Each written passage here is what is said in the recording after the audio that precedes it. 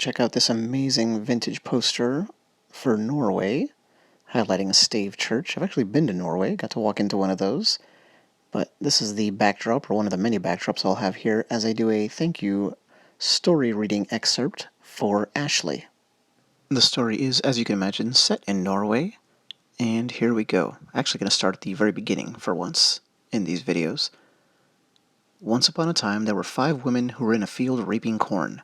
None of them had any children, but they were all wishing for a child. All at once they found a big goose egg, almost as big as a man's head. "I saw it first," said one. "I saw it just as soon as you did," shouted another. "But I'll have it," screamed the third. "I saw it first of all." Thus they kept on quarreling and fighting about the egg, and they were very near tearing each other's hair. But at last they agreed that it should belong to them all, and that they should sit on it, as the geese do, and hatch a gosling. The first woman sat on it for 8 days, taking it very comfortably and doing nothing at all, while the others had to work hard for both their own and her living. One of the women began to make some insinuations to her about this.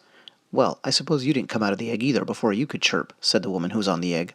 "But I think there is something in this egg, for I fancy I can hear someone inside grumbling every other moment." "Herring and soup, porridge and milk.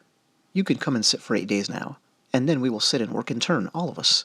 So when the 5th woman had sat for 8 days, she heard plainly someone inside the egg screeching for herring and soup, porridge and milk.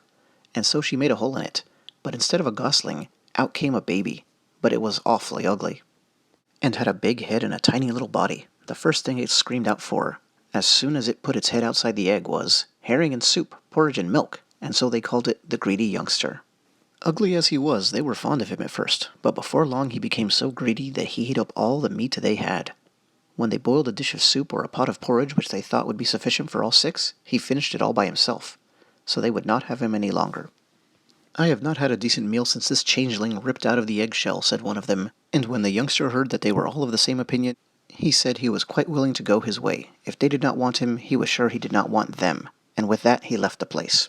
After a long time he came to a farm where the fields were full of stones, and he went in and asked for a situation.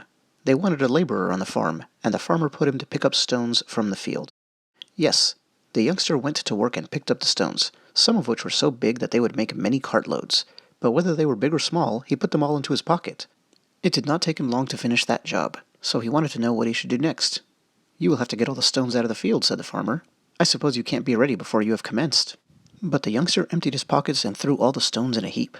Then the farmer saw that he had finished the work, and he thought he ought to look well after one who was so strong.